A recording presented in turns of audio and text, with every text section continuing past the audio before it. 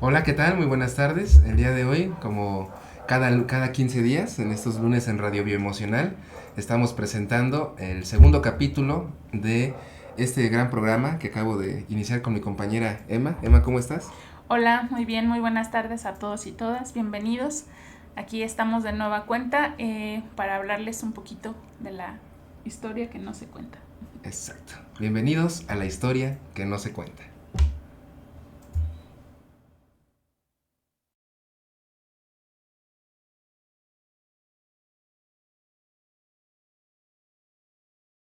Muy bien, pues el día de hoy, Emma, tenemos otro tema muy interesante, ¿verdad? Sí, muy interesante y que además yo creo que a ambos nos gusta mucho, nos apasiona Sí, y qué bueno que nos estén acompañando de nuevo aquí.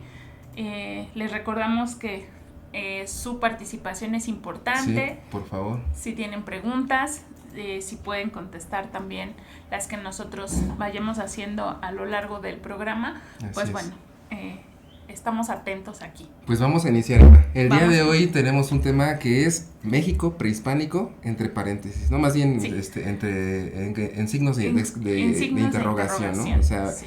¿qué onda con el concepto de época Época prehispánica? Es prehispánica. un punto importantísimo que también tenemos que trabajar y que lo comentamos la sesión pasada. Así es. Y bueno, pues para ello vamos a dividir este programa en tres segmentos, ¿verdad, Emma? El primer segmento, ¿cuál es?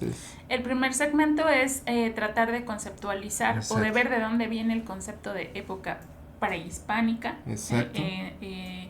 Yo lo pongo también entre comillas, porque ¿por qué llamarlo Ujú, prehispánico ujú. si ya antes de éramos quienes éramos, además Ujú. grandes culturas y grandes Así es, eh, civilizaciones que estaban aquí en impresionantes. nuestro espacio geográfico llamado hoy eh, eh, México? México, sí, Entonces, así es.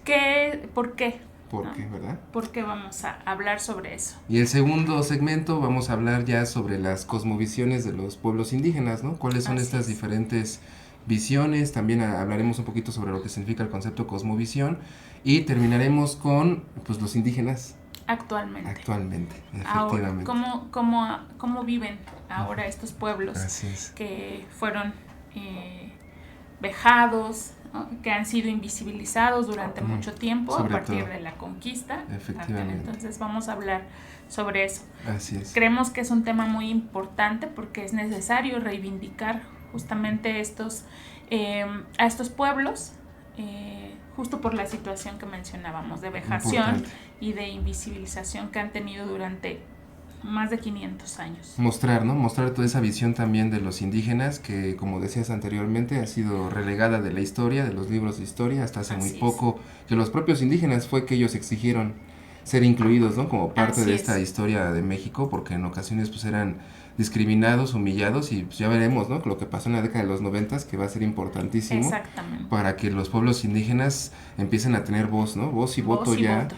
ante pues principalmente los políticos en nuestro país, ¿no? Que los relegaban, ¿no? Así Y es. bueno, pues antes de que iniciemos con el primer segmento, nos gustaría invitarles a que nos pongan preguntas, dudas, cualquier sugerencia que nos quieran hacer respecto al programa, pues con muchísimo gusto Emma y yo les vamos a escuchar y también les vamos a leer para poder pues mejorarlo, ¿no? La idea Así es eso, ¿no, es. Emma? Así es. Mejorarlo y que haya una Mejorar. discusión muy cómoda entre todos, entre todes, entre todos, que sería el público, la audiencia y también nosotros, ¿no? Así es, y también para hacerlo mucho más dinámico para ustedes, que participen y que además pues también los temas que toquemos sean temas que les impacten, que les gusten, que les llamen la atención.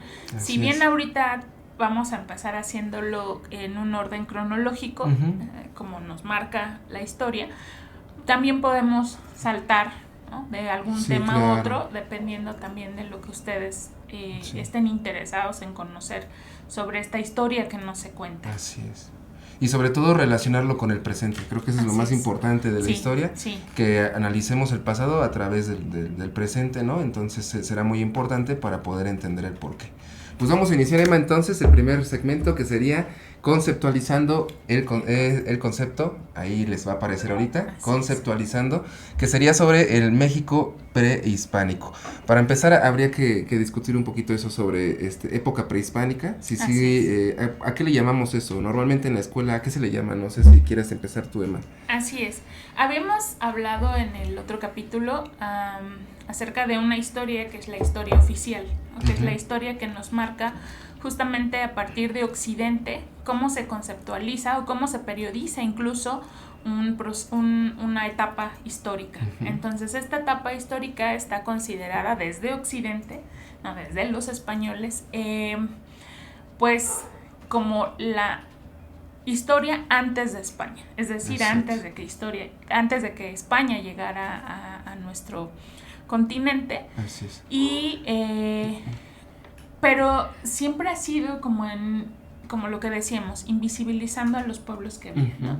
Tomándolos como que eran incivilizados, incultos, bárbaros, salvajes, ¿no? Que no contaban porque, pues bueno, hasta que llegaron los españoles es que se puede contar y se puede contar su historia.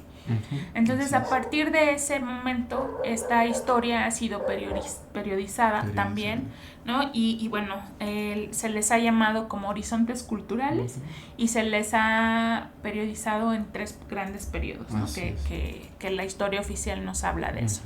¿No? Que es... ¿Cuáles son, Emma? Ya se te olvidaron. El preclásico, el clásico imposible, ¿no? Y el posclásico. Sí, Se nos pueden olvidar. Era broma, nada más para amenizar sí. Bueno, pues sí, efectivamente, tienes mucha razón, ¿no? Es lo que normalmente se nos enseña, es lo que tú acabas de comentar.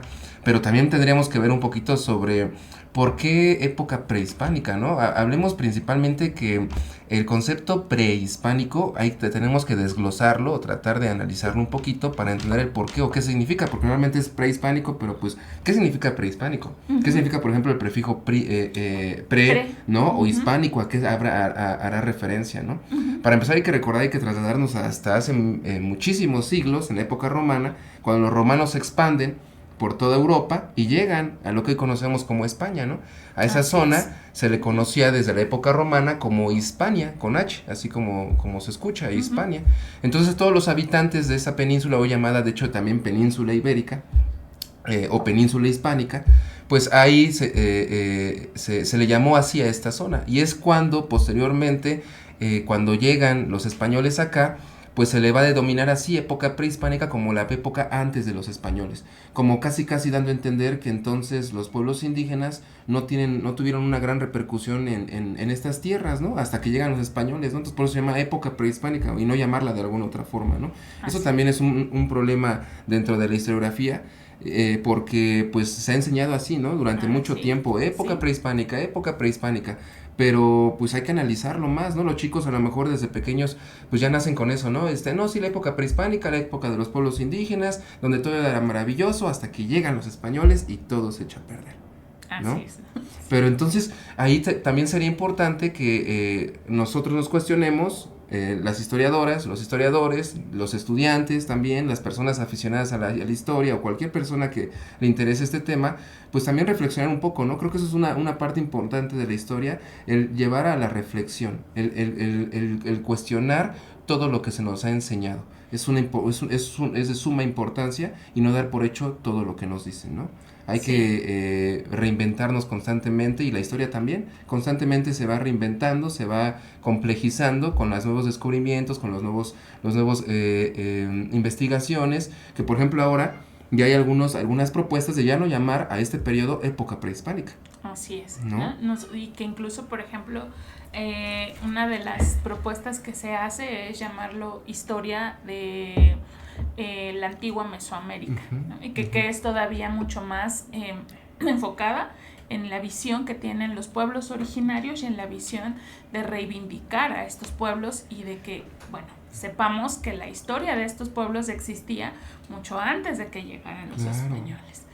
Cómo vemos también, cómo aquí hablamos de esta importancia de cómo la historia se estructura a partir de Occidente, y cómo es como a partir de Occidente, de Europa, es como a partir de ahí es que se le da validez a otros pueblos, a otras civilizaciones, a otras historias, y que pues bueno, es por eso bien importante cuestionarnos esto y decirnos, efectivamente está bien dicho eso, y está bien que los pueblos originarios ahora traten de reivindicar y de cuestionarse por qué antes de España no éramos nada y después de España solo fuimos explotados. Así es. Entonces creo que tiene que ver también con nosotros, porque también hablábamos la vez pasada de esta colonización y de esta colonialidad, y que también a nosotros se nos ha quedado, ¿no? Discriminar, sobajar a los pueblos originarios. El racismo. Exactamente, ¿no? Cuando estamos, que es una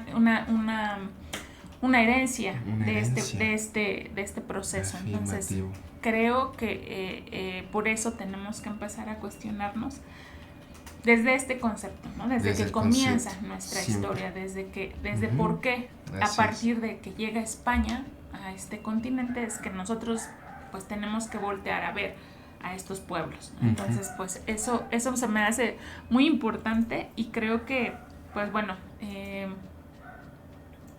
hay que enseñarles a los muchachos a cuestionarse este tipo de conceptos. Sí, y que el público también se lo cuestione, ¿no? Lo que normalmente le han enseñado desde pues, que iban en la primaria, secundaria, normalmente se repiten los temas, y ahí a ver si el público no me deja engañar, que también nos pueda comentar cómo los temas de historia que se nos van repitiendo constantemente, y siempre es la época prehispánica, pero no nos dicen el por qué se llama así o por qué deberíamos llamarlo así. Hoy también hay varias propuestas, también por ejemplo se le puede llamar el México antiguo. Es más, hasta el propio concepto que tú decías hace ratito de pueblos originarios, un concepto muy reciente que se empezó a utilizar a partir del siglo XX, y que antes no se utilizaba, porque antes a los pueblos originarios o los pueblos indígenas se les llamaba indios, para empezar en un inicio, ¿no? Indios, luego indígenas, y ahora ya se ha buscado otras formas de también hacerse referencia a estos pueblos, a estas personas que habitaron estas tierras desde hace muchos años, porque en ocasiones no nos damos cuenta que los conceptos tienen cargas muy fuertes, cargas racistas hasta en ocasiones, y que por eso también es importante hacer un revisionismo. Por ejemplo, para las historiadoras, los historiadores, es muy importante el revisionismo histórico, y dentro de ello también es cuestionar lo que se nos ha dicho, las investigaciones antepasadas, y poner en duda si realmente eso es cierto, obviamente con nuevas investigaciones y bien justificadas y investigadas, ¿no? Pero también el propósito es eso, ¿no? Que lo que se nos enseña esté en constante cuestionamiento, y que esté en constante revisión, y que se vaya adaptando también a las necesidades del presente.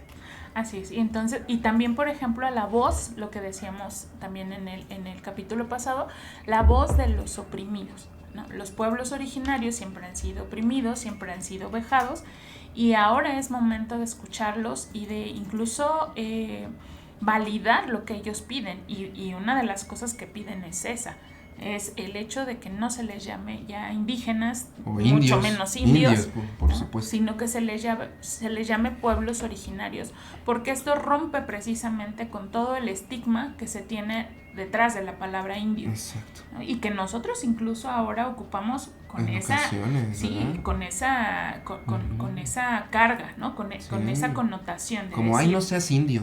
Exacto. No, ay, pinche indio. Exacto. ¿No? Y entonces, ¿por qué lo hacemos así? Porque desde tiempos de los que estamos hablando, pues nos decían indios, justo en un tono peyorativo, en un tono en el que pues ofensivo, en el desacreditar toda nuestra cultura, en el desacreditar toda nuestra cosmovisión, en el desacreditar las costumbres que se tenían en este lado de este espacio geográfico.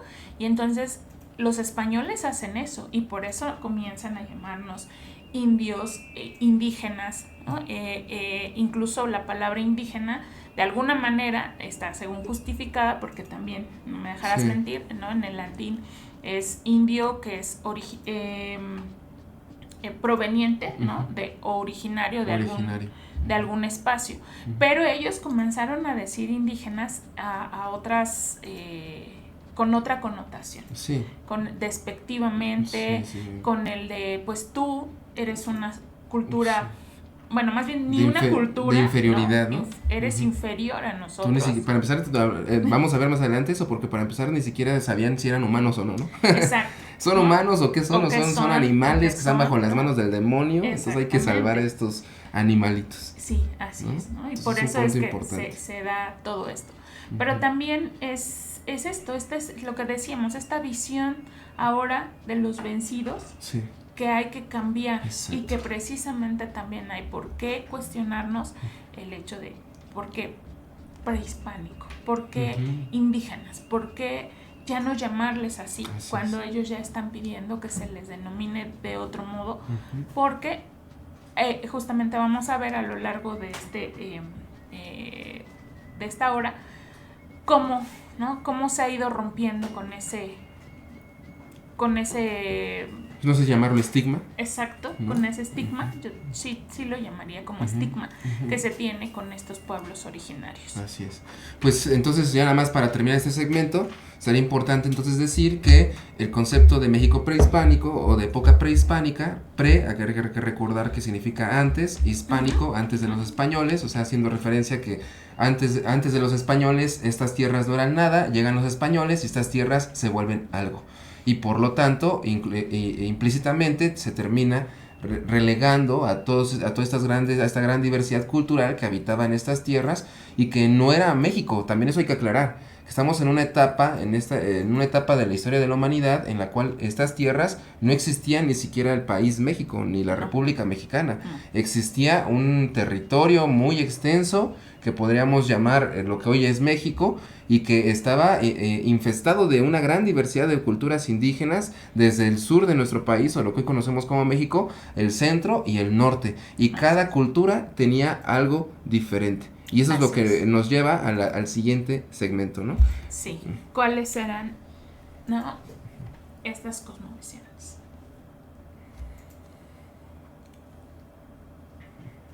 Muy bien, pues regresamos al siguiente segmento que es cosmovisiones indígenas, ¿sale? Y para ello pues sería importante que hablemos un poquito sobre lo que nos ha enseñado. ¿Qué recuerdas tú que se nos ha enseñado, que se te haya enseñado de las cosmovisiones indígenas en la escuela, Emma?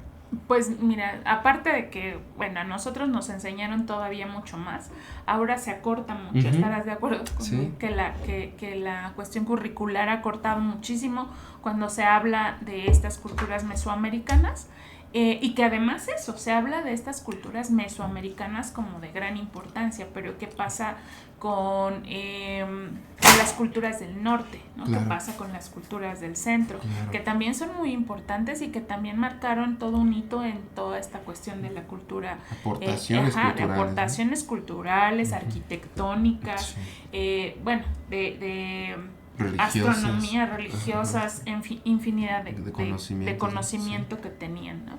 La verdad es que yo debo decirles, así muy objetivamente, que nuestras culturas eran realmente impresionantes. Cuando uno investiga, de verdad, tenían una capacidad de adaptación incluso, ¿no? Sí, a su espacio geográfico. Sí, a su espacio geográfico, a las condiciones, eran también pues civilizaciones, porque estaban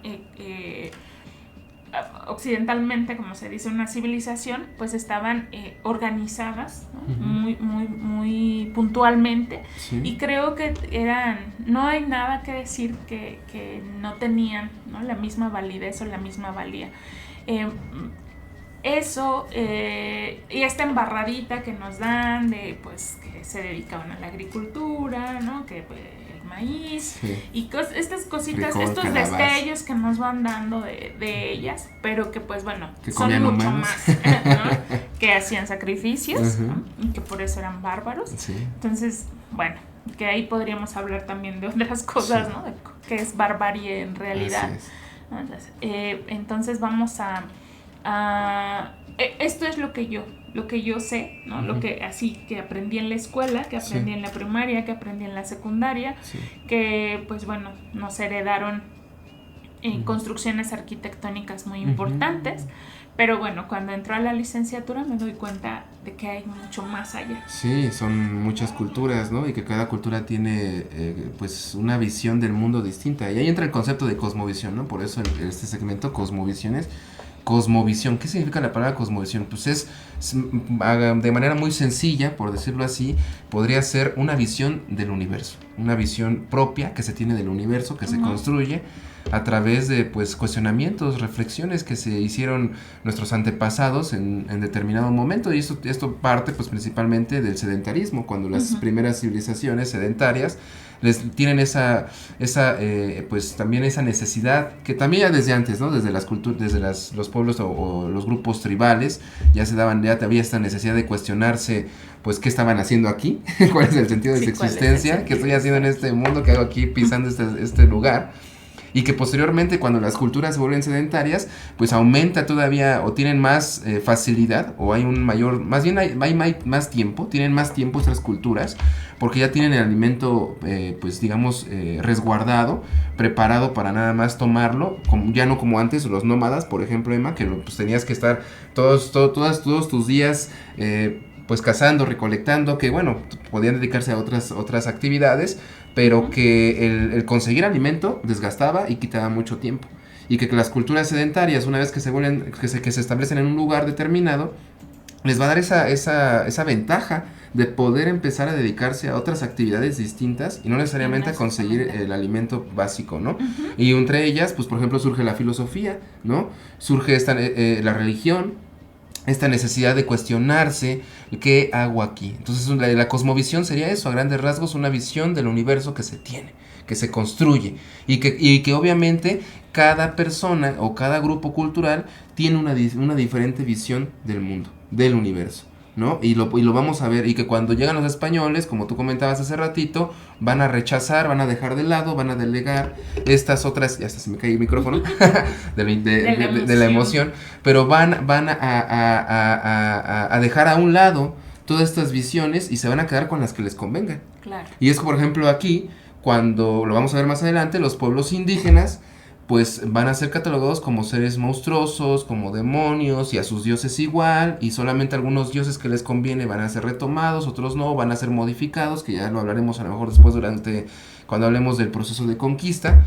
pero pues que es importante darnos cuenta que dentro de la época prehispánica y estudiarla es muy complejo. También es el tratar de encontrar estas cosmovisiones de los pueblos indígenas no es tan fácil, porque ha pasado muchísimo tiempo y entre más lejano sea el momento, más difícil es encontrar huellas, más difícil es hallarlas.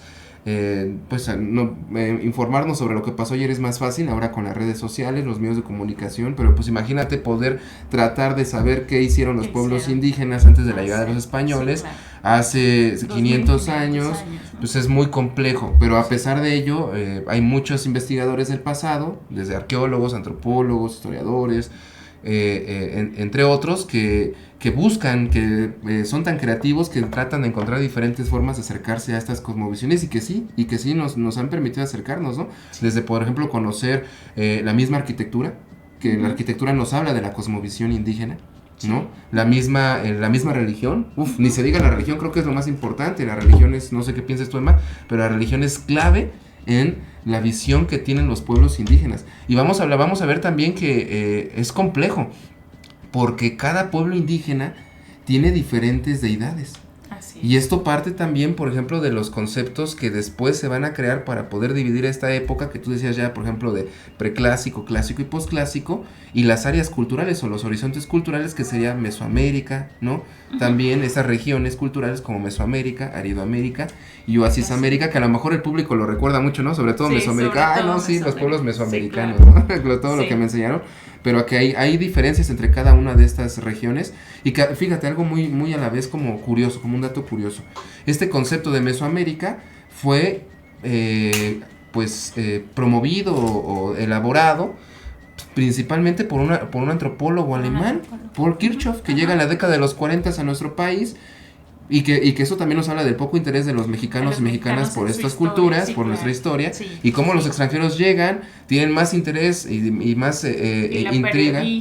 Exacto, y vienen y vienen los europeos y dividen nuestra historia y la estudian a su manera y hasta implantan conceptos que después Así se es. les va a enseñar a nosotros desde la primaria. Desde la primaria. Como el concepto de Mesoamérica. Hasta está su libro, Así ahí es. si ustedes quieren consultarlo, el libro se llama Mesoamérica por Paul Kirchhoff, Kirchhoff. un antropólogo alemán que plantea este concepto, y a partir de ahí se plantean esos tres conceptos, estos dos, Oasis América y Arido América. Que no sé si recuerdes tú, Emma, a grandes rasgos qué características hay entre Mesoamérica, Arido América y Oasis América para el público. Sí, bueno, las características básicamente es como los pueblos van a ser nómadas, seminómadas y sedentarios. Exacto. Esa es la básica clasificación entre ellos. Y bueno, también, por ejemplo, el modo de producir, ¿no? O sea, obviamente los que son completamente nómadas van a cazar y recolectar, y bueno, van a estar siempre en busca de un lugar, ¿no?, a donde vivir. En Oasis América van a estar nada más, él marca como que van a estar 2 estados, que va a ser Sonora y parte de Chihuahua, y que van a ser nómadas, porque de alguna manera también empiezan ya a cultivar.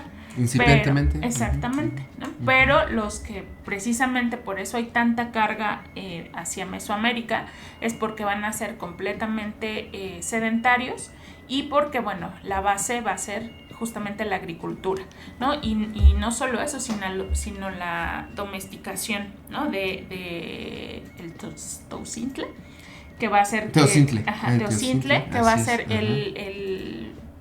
híjole, al clave. final, ¿no? Lo que conocemos actualmente como el maíz, ¿no? Que va a ser, y que pues eso justamente les va a dar como a estos pueblos una cuestión en común, que es esa agricultura, y que además, bueno, pues también que tienen estos rasgos en común, como a lo que se van a dedicar, y bueno, que son politeístas, que son teócratas, y que pues bueno, van a tener estos rasgos en común. Sobre todo, por ejemplo, también que se van a empezar a organizar, ¿no?, socialmente, y que además van a empezar a organizar también de alguna manera, como llamarlo, un ejército, y que van a militarmente también empezar a crecer para expansionismo también, ¿no? Entonces, bueno, esa es como la división, ¿no?, sí, que nos han marcado. Muchas gracias, Emma, gracias por compartirnos estas definiciones, pero sí, efectivamente, mi compañera Emma pues creo que lo explicó muy bien, ¿no? Lo que sería Mesoamérica, Aridoamérica y Oasis América son 3 regiones que de hecho ahorita ya en la actualidad se ha complejizado todavía más con las recientes investigaciones. Ahora ya se habla que dentro de la propia Mesoamérica se puede subdividir, al igual que Oasis América y Aridoamérica, hay subdivisiones dentro de estas regiones también, porque se complejiza, ya no es lo que Paul Kirchhoff decía de que de todos los pueblos mesoamericanos cumplen con ciertas características como el creer en varios dioses, ser politeístas, el tener gobiernos teocráticos, es decir, que el gobernante sea a la vez el máximo sacerdote de estas culturas, y a su vez también, por ejemplo, en el caso de Aridoamérica, son pueblos que son muy guerreros, que se dedican a la caza y la recolección, y que nada más como añadiendo lo que tú ya habías dicho, que son pueblos que también están en constante interacción entre todos. O sea, no quiere decir que Aridoamérica esté por completo separado de Mesoamérica o de Oasis América, sino que hay una constante comunicación e intercambio. De hecho, la mayoría de las piedras preciosas que, por ejemplo, los pueblos mesoamericanos usaban mucho, como el jade, era traído de Aridoamérica. Y comerciaban con los aridoamericanos, y de ahí se traía el jade, una piedra preciosa y que de mucha importancia para los pueblos mesoamericanos. Pero pues desafortunadamente o afortunadamente, pues Paul Kirchhoff nos dejó esos conceptos. Ahí ya pues cada quien podemos debatirlos si están bien o no establecidos, bien, ¿no? De eso se trata. Como tú dices, o sea, conforme va pasando el tiempo se van haciendo nuevas investigaciones. Claro. Por ejemplo, apenas salió un documento, ¿no?, en el que decía que la cultura madre, como conocemos oficialmente en esta historia tradicional, en esta historia oficial que conocemos, es que la cultura olmeca es la cultura madre porque es la que se tiene más vestigios de mayor tiempo. Así es. Entonces decían que son 2500 años antes de Cristo. Pero ahora hay vestigios que dicen que eran 3.500 años, ¿no? Que los olmecas existieron, o sea, todavía mucho más atrás tiempo, claro. Y que pues bueno, muchos conocemos los olmecas. Es importante de verdad que estudiemos nuestras culturas, porque cuando vamos a algunos estados, ¿no? Por ejemplo Tabasco, que es donde está donde estuvo esta cultura concentrada, pues sí conocemos las grandes, ¿no? Cabezas olmecas, que son muy representativas de esta cultura, y que pues bueno, ahora hay vestigios que marcan que desde hace 3.500 años. Y que es un misterio los olmecas, es un misterio, ¿no? además, sobre todo las cabezas colosales, ahí en claro. Tabasco y Veracruz, que es San Lorenzo, Tres Zapotes, creo que son las ciudades más importantes. Sí, las más importantes. ¿No? Impresionante, ¿cómo lo habrán hecho? Yo también el otro día estaba viendo que hay un gran cuestionamiento sobre cómo es que se movieron esas grandes cabezas a zonas pantanosas. Claro. Eso es clave, o sea, es impresionante. Bueno, ahí ya muchos dicen, no, es que fueron los alienígenas y es todo. Que sí, pero fíjense que yo siempre he pensado y me he cuestionado eso, que es una forma también como de demeritar que las personas hayan hecho esas enormes. No, lo mismo pasa, por ejemplo, con Machu Picchu, ¿no? Fueron alienígenas. Pues los alienígenas les ayudaron. Sí. Digo, no estamos diciendo que a lo mejor sí existen, pero tampoco es algo que esté comprobado científicamente, y hasta que no sé eso, pues no podemos decir, pero tampoco hay que demeritar diciendo que estas grandes culturas hicieron lo que hicieron, pues no gracias a ellos, sino gracias a otro tipo de cosas o de alianzas, ¿no? con alienígenas. Y hay culturas increíbles. Así porque, es. por ejemplo, normalmente en la escuela nos enseñan de Mesoamérica, casi siempre es los olmecas, los mexicas, los purépechas, los mayas. Sobre todo mexicas y mayas son los que casi siempre hasta nos conocen mundialmente por ellos. Sí. Pero no nos damos cuenta de que hay muchas más. Claro, y que eso es lo importante también de ver lo que decíamos la primera sesión, ver las diferentes interpretaciones del pasado, ver las diferentes visiones de las culturas. Por ejemplo, no sé, en Mesoamérica también casi no se sabe, pero dentro de los propios mayas hay subdivisiones de los mayas. Tú que ya fuiste, por ejemplo, a la zona maya, hay subdivisiones, están los celtales, los lacandones, ¿no? Hay los ociles, los celtales, hay muchísimos tipos de mayas. Yo, por ejemplo, le invito al público a que, por ejemplo, conozcan también las culturas de Aridoamérica. Por ejemplo, la cultura las culturas como los rarámuris. Los rarámuris. Los wixárikas son impresionantes, son culturas increíbles, maravillosas, que ahorita a lo mejor si quieres comentar algo más.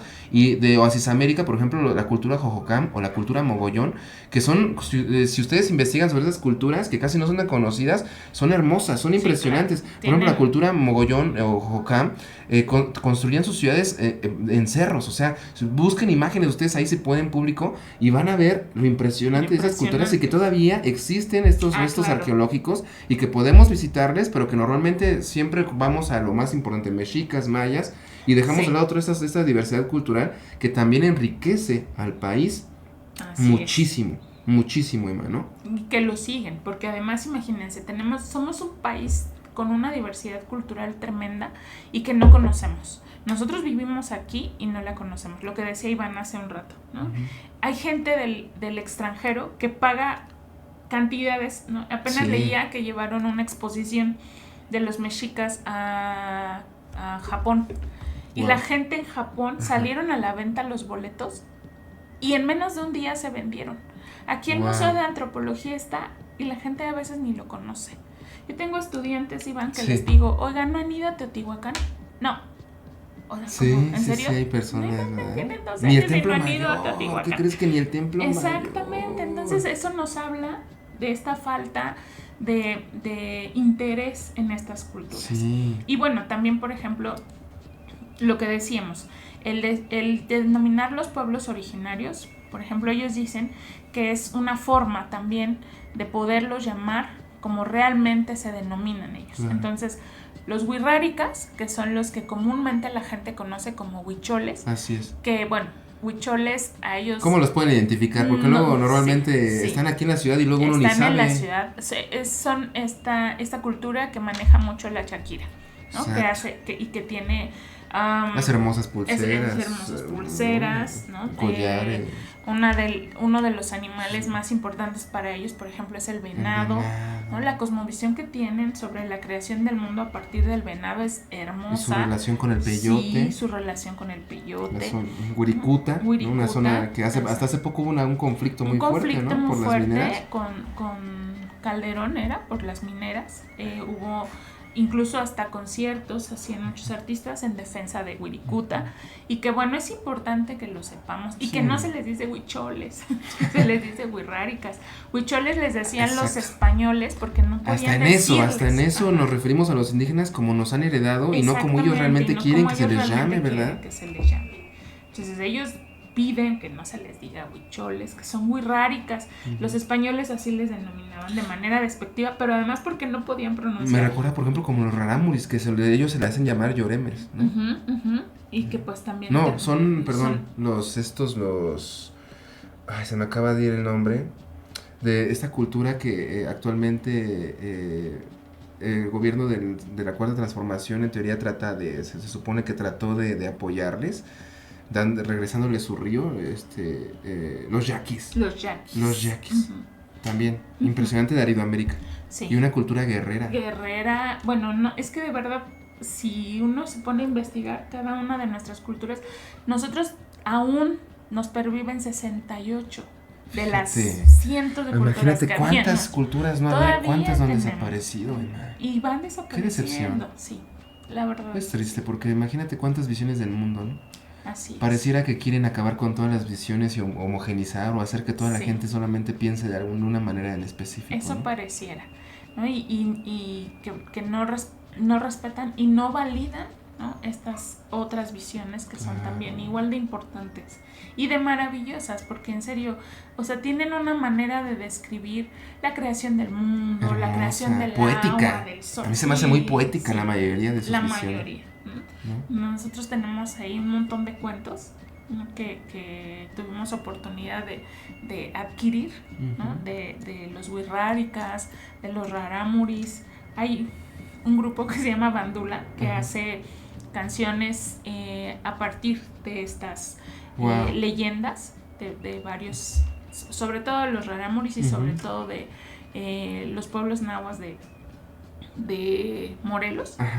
Y que bueno, hacen sus leyendas canciones y son maravillosas, y pueden escúchenlas, porque hacen unas cosas preciosas. Escuchen a Ima, por favor. Sí, es importante. Ya tenemos tenemos algunos comentarios. Uh-huh. Dice, saludos historiadores, excelentes expositores. Gracias. Muchas gracias. Gracias. Venado azul, justamente lo que hablábamos. Miren. El venado azul. El venado azul. Muy buen tema, saludos, gracias. Gracias. Andislu. Hola, Andy. ¿Qué dice? Qué gran escuchar a excelentes profesores. Saludos a los dos. Muchas gracias, Andy. Gracias, saludos.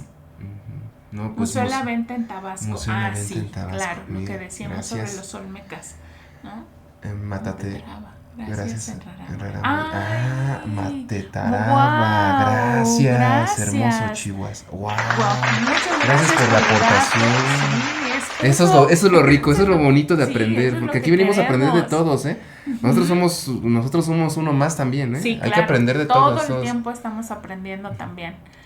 Andy, tengo una duda. ¿Los mayas utilizaban la magia o el chamanismo o algo por el estilo? Ok.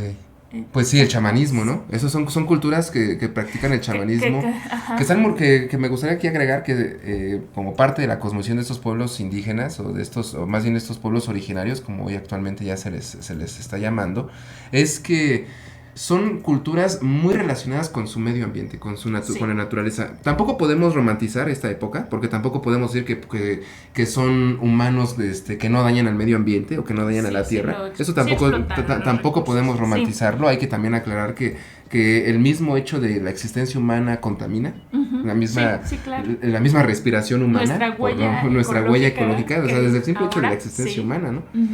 Pero que a pesar de ello, sí tenían una relación más estrecha, más armónica, pensamos casi igual en ese momento, más armónica con su entorno, ¿no? Porque, por ejemplo, para los españoles cuando llegan, y ya lo vamos a ver más adelante, a lo mejor en un siguiente episodio, cuando llegan los españoles, para ellos el río, por ejemplo, es un medio para a lo mejor cruzar hacia a otro territorio para conquistar, para hacerse de provisiones, de recursos, o un medio para atacar, para llegar, como lo hicieron por ejemplo en la conquista de Tenochtitlan, para llegar y bombardear la ciudad de Tenochtitlan o otras ciudades, o como un medio comercial, por ejemplo. Pero para los pueblos indígenas no es el río, es el señor río. Así ¿no? es. O sea, es una deidad. Así Es una deidad que se debe de cuidar, que se debe de respetar, y que hay una interacción constante, ¿no? Por ejemplo, los indígenas, en el caso de los mexicas, yo te hablo de mexicas porque ya sabes que a mí me encantan, me apasionan, pero los mexicas era constantemente la práctica de un tributo, o no llamarlo como un tributo, sino más bien como ¿cómo poder decirlo? Como una ofrenda a las deidades, ¿no? Entonces ya veían, por ejemplo, a las personas que amasaban o que hacían tortillas de maíz, qué rico, ¿no? Ya hasta se me antojó. Tortillas de maíz y que se pinchaban un dedo como sacrificio con una gota de sangre, por ejemplo, a la masa, como una ofrenda a la deidad o a la deidad del maíz. Y eso pasaba con todas las otras deidades, porque para los pueblos indígenas, al ser politeístas, al creer en varios dioses, todos los fenómenos naturales tenían una explicación religiosa basada en una deidad. Así es. Entonces, por ejemplo, mientras que para los españoles, cuando llegan aquí, existe esta visión del bien y el mal, para estos pueblos indígenas no hay una visión del bien y el mal. No. Su visión del mundo es distinta. Claro. Es más, hasta no hay un infierno ni hay paraíso. No. Por ejemplo, para el caso de los mexicas, hay varios niveles que están conformándose, y que los dioses del inframundo, por ejemplo, pueden salir al exterior a convivir con la humanidad, como también pueden ir al supramundo y convivir con los dioses del supramundo, como los del supramundo bajar. O sea, hay una comunicación constante. Por ahí al árbol, a lo mejor, y ahí se pueden investigar sobre el árbol de la vida, que en muchas culturas se representa este árbol. Yo creo que tú bien sabrás de ello. Y cómo este árbol de la vida, dentro en el tronco, tiene una abertura por la cual se sale al mundo de los mortales, al mundo terrenal, por decirlo así, al mundo humano. Entonces los dioses constantemente estaban saliendo al mundo humano a interactuar con ellos. Entonces los humanos, había una relación muy, muy estrecha, ¿no? O sea, yo no voy a talar el árbol por talar para yo calentarme, sino que voy al árbol, hablo con el árbol, danzo con el árbol, hago un ritual para el árbol y le pido permiso para poder extraer eso, ¿no? Bueno, respecto a la pregunta que nos hablaba Andrea sobre esto de la visión de la magia, del chamanismo. Usaban mucho chamanismo, que pues sobre eso también ya para allá iba, que esta visión religiosa también se centra en una visión de la creencia en un mundo espiritual. Sí. No sé si han visto la película de Avatar. ¿Tú la has visto, Emma? ¿La de Avatar? No la he visto. Ahí sí puedes verla, pero me gusta mucho esta película. Es hollywoodense, pero me gusta de estos individuos azules. Sí, ¿sabes por qué? Me gusta mucho una parte de esta película, sobre todo cuando se explica que estos pueblos originarios de este planeta tienen una relación espiritual con la naturaleza. Cuando se conectan, por ejemplo, a la madre tierra o con su madre. Yo inmediatamente cuando lo vi me lo imaginé con los pueblos indígenas, porque hay una relación espiritual, es una relación más que material, es espiritual con los pueblos indígenas, y que aquí entra, por ejemplo, personas que tenían ciertas peculiaridades o ciertos poderes, como los chamanes, o como por ejemplo en la actualidad en el Iztaccíhuatl, los graniceros, personas que hasta la fecha se dice que tienen la cualidad o la peculiaridad de poder influir en el clima. Claro. Imagínate, es increíble eso. Sí, o ahora, por ejemplo, que seguimos teniendo esto, la gente que cura a través de toda la medicina. Claro, la medicina herbolaria, por ejemplo, todo ese conocimiento. Es increíble. O por ejemplo, estos rituales que son importantes y que, bueno, aquí sí quiero aclarar que es bien importante que sepamos que siguen existiendo rituales, por ejemplo, como los rituales con el peyote o con la... ay, se me fue ahorita el nombre de esta planta. ¿Cuál? Ay, ay, se me fue, la ayahuasca, la ayahuasca. ¿no? Con todas Sudamericano. estas plantas de Sudamérica, Sí. o con la coca incluso, la hoja de la coca incluso, que es súper sagrada para los pueblos de Sudamérica. Aquí en Mesoamérica también, por ejemplo, el ololiuqui, es una semilla también que se usaba mucho, el floripondio. Exacto. ¿No? Y que seguimos Plantas. ahora utilizando, pero sí también ojalá pudiese ser como en torno de lo que significa y no solo como la moda. Sí, como de la que moda nada más de voy a drogarme, ¿no?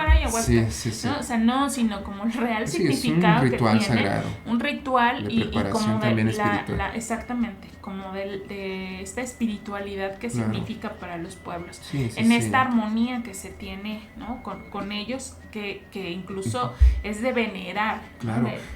Por ejemplo, eso pasa ahorita, he visto mucho en Wirikuta, Ajá. que va mucha gente por moda a consumir peyote para que tengan estas visiones extrasensoriales, ¿no? Emocionales, que pueden, pues, observar otras entidades, por decirlo así, relacionado a lo mejor y con la magia, y que, pues, esto ha generado que también el peyote empieza a disminuir. Claro, y que los verdaderos que lo consumen ya no puedan consumirlo por este turismo. Sí, este turismo ay, psicodélico, no sé cómo llamarlo, no sé. Los whitexicans. Que van y consumen y se sienten bien mexicanos y mexicanas. Sí, en ese sentido. Sí. Ya consumí peyote. Sí, ¿no? Y ya estoy venerando a los pueblos originarios. Sí, Entonces, sí, sí hay que tener mucho cuidado con eso porque sí creemos. Lo que hacemos, exactamente. ¿no? Nada más ahí consumir y el sentido por consumir. de por qué lo hacen los pueblos originarios. O sea, para ellos es sagrado, es una conexión que tienen. Es este modo de seguir con la conexión. Muchas gracias por los comentarios, muchas gracias, Kashkash, Rich, muchísimas gracias, queridísimo padre. Jennifer, saludos, qué maravilla escucharlos. Muchas gracias, Jennifer, toda mi admiración para... muchas gracias, Jennifer. Muchas gracias, amiga. Seguidora. Muchas gracias, amiga. Muy bien, excelente. Muchas gracias. Sí, efectivamente. Sí, las amigas son... La neta, ¿no? sí. Oye, ¿qué crees? Que ya se nos está acabando el tiempo. Nos quedan 9 minutos. Hay que ir cerrando. Sí. Qué bonito fue este encuentro. Recuerden que pues esto no quiere decir que ya no volvemos a hablar de estos temas, ¿eh? Si ustedes quieren volver a lo mejor o profundizar en algo específico, podríamos hacerlo o continuar o retomar algo, porque sobre todo esto, por ejemplo, del chamanismo es un tema bien interesante. A lo mejor y podríamos profundizar un poquito más sobre el chamanismo, porque pues es, por decirlo así, un conocimiento que se ha considerado como un conocimiento inválido, sobre todo para el conocimiento occidental. Exacto. Que no vale porque pues se presta a la especulación, a la fantasía, sí. Pero que pues hay muchas personas que creen en ello, ¿no? Muchas, y que han consultado a chamanes y que hasta los curan. Hablar, por ejemplo, sobre el nahualismo, los nahuales, como hay personas que se pueden transformar en animales, que tienen ese don, ¿no? Y que pues hasta se escucha todavía en los pueblos o en cualquier parte de México, luego de que no, es que mi vecino es nahual, ya me robió, ya se vino a comer mis gallinas o a robarse. Bueno, yo me acuerdo porque así mi abuela me contaba, ¿no? Que decía, es que el vecino es nahual y ya viene acá y luego nos quitan nuestras gallinas, el desgraciado. Es que es bueno que perviva eso. Sí, ¿verdad? Pues vámonos ya con el último segmento, el tercer y último segmento. Igual, por ejemplo, ahí si alguien quiere mandar una llamadita para preguntarnos algo, hacer un comentario, y ahí tenemos el número para el teléfono en cabina. Y salir les al aire con la llamada, claro que sí. O mandar un WhatsApp también ahí a ese número. Así también es importante pues esta conexión con ustedes, ¿no? Y que pues también se vayan integrando. Sí, sería por muy favor. bueno. Pues ¿cuál es el último segmento, Emma? Es ahora los pueblos originarios en la actualidad. En la actualidad.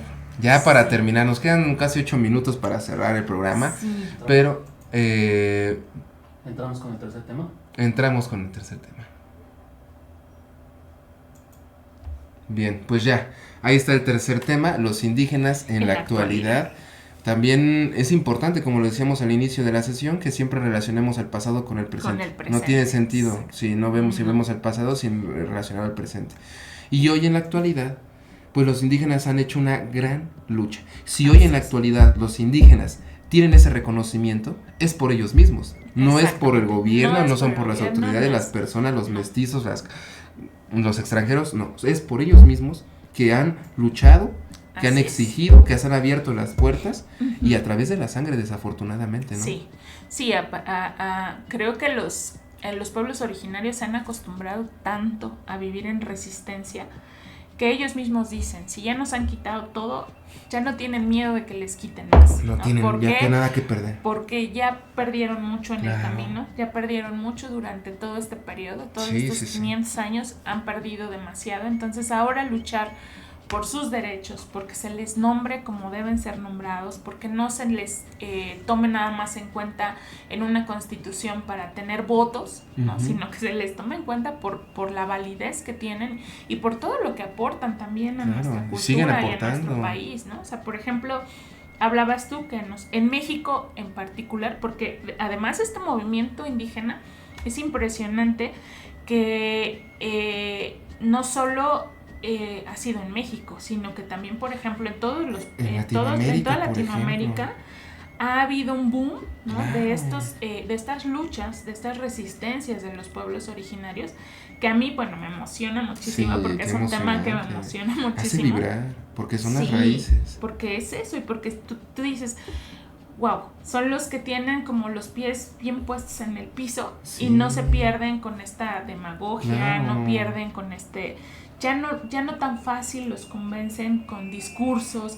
Entonces creo que ha sido muy importante porque se han dado cuenta que sí, que según los toman en cuenta, pero ya han sido tomados en cuenta más bien como para votos, como para estas, ¿cómo se llaman ahora estas? Ay, se me fue el nombre. Encuestas que les hacen, ¿no? Sí, que como el Tren Maya. En realidad, exacto, que en realidad son como que toman al 10% de la población indígena en cuenta y a los demás sigue ni pasando siquiera, injusticias hacia los pueblos exactamente, indígenas. Entonces, sigue viéndola, ¿no?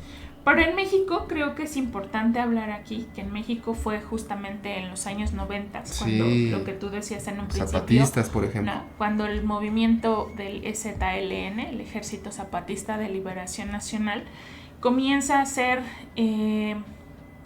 visibilizar, ¿no? Estas luchas, a exigirle al gobierno a exigir su reconocimiento, y no solo el reconocimiento, sino las mejoras, y no solo pensando en ellos. A mí me gusta mucho que en esta parte de lo que hablábamos de la visión que tienen los pueblos, es que en muchos pueblos no se habla del yo, ¿no? No conocen la palabra yo, conocen el nosotros. Claro. A mí me preguntaban siempre, ¿por qué más siempre dices nosotros, nosotros, nosotros? Y cuando eres luego tú, ¿no? Pues porque a mí me parece muy bonito hablar desde el nosotros. Es una visión colectiva. Exactamente. Te olvidas del individualismo y empiezas a colectivizar, ¿no? Desde el lenguaje. Indígenas. Entonces, pues desde cómo viven en una propiedad comunal. Ellos no viven en una propiedad privada, que después ya lo hablaremos más adelante, pero su visión es colectiva. Ellos en colectivo siempre se representan, siempre se defienden, han ganado varios pueblos indígenas. A lo mejor y después podríamos profundizar el siguiente capítulo, a lo mejor y si lo retomamos, ya veremos.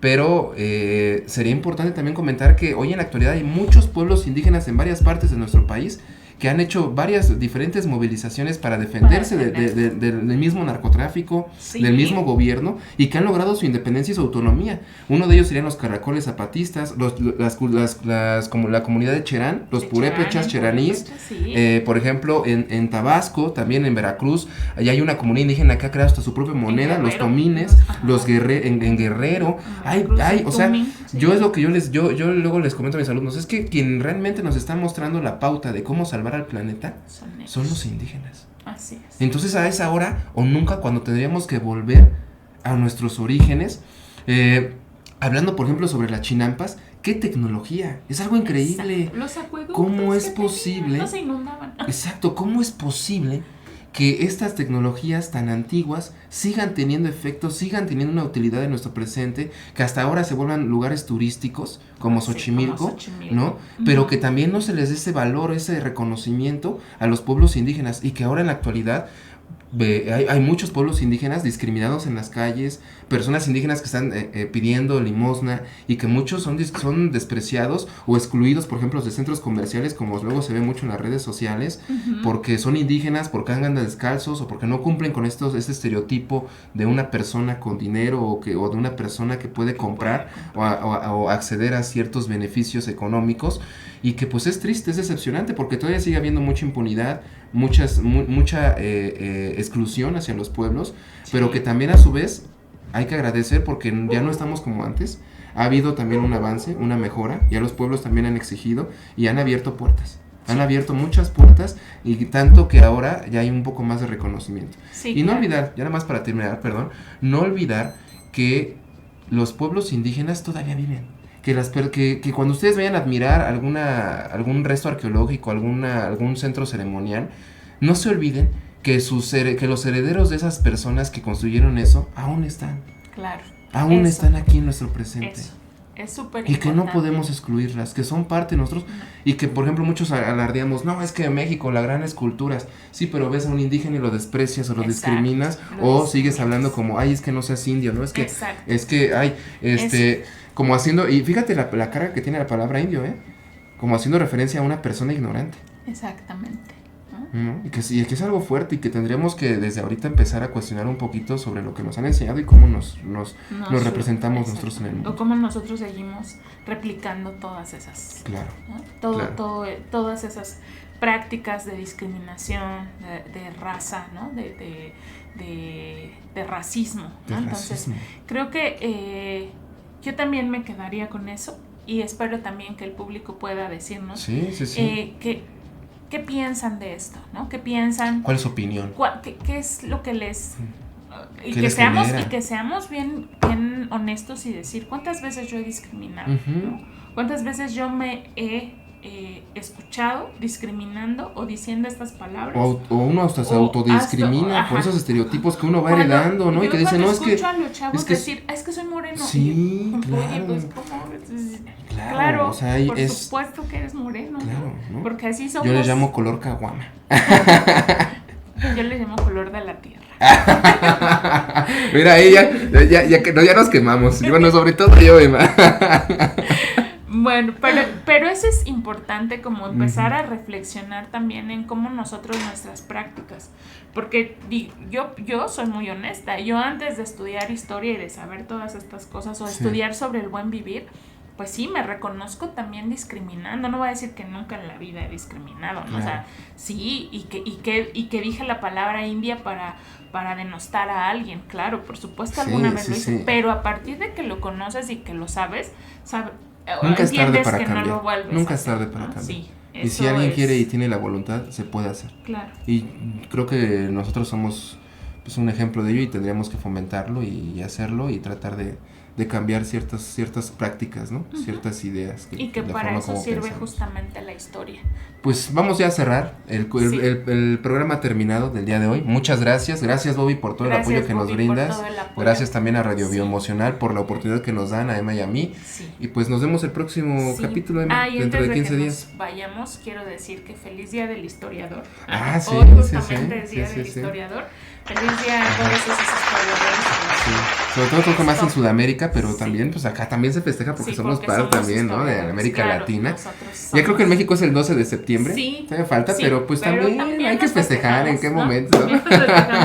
Y que además, por ejemplo, el día de ayer, 30 de junio, se conmemoraron, ¿no? 520 años de eso que conocemos como la noche triste, que no es la noche triste, más bien tendría que ser la noche victoriosa. La victoria, ¿no? Porque es que ahora ya se le ha cambiado, ¿no? Sí, ya claro. Hay esta visión ya que se quiere enseñar como la noche victoriosa. Así es. Pues nos vemos la próxima sesión o programa. Y estaremos hablando, vamos a ver, creo que ahí vemos sus comentarios si ustedes quieren que continuemos una sesión más con este tema o ya nos pasemos al siguiente tema que sería el de descubrimiento o invención de América. También, allá vamos a ver qué onda, ¿no? Entonces, pues, muchísimas gracias. Dice hermosa la historia en Radio Bioemocional. Muchísimas gracias. Es un placer. Espero que les sea de utilidad, les guste, les aporte. Miren, yo descubrí que vengo y me siento muy orgullosa. Pues es que todos venimos, todos tenemos raíces. Tenemos raíces, y no solamente indígenas, también tenemos raíces asiáticas, también tenemos raíces africanas, que también es algo que se ha relegado. A lo mejor y también hacer un capítulo sobre los afromexicanos. Claro. ¿Por qué no integrar a los afromexicanos? Que es importantísimo, ¿verdad? Es importante. Pues muchísimas gracias por su atención. Nos vemos en la próxima. Que te sientas orgullosa. Adiós, Emma. Gracias por tu apoyo. Gracias. Un placer platicar contigo como Igualmente, siempre. Nos vemos. Hasta luego. Gracias. Los esperamos próximamente.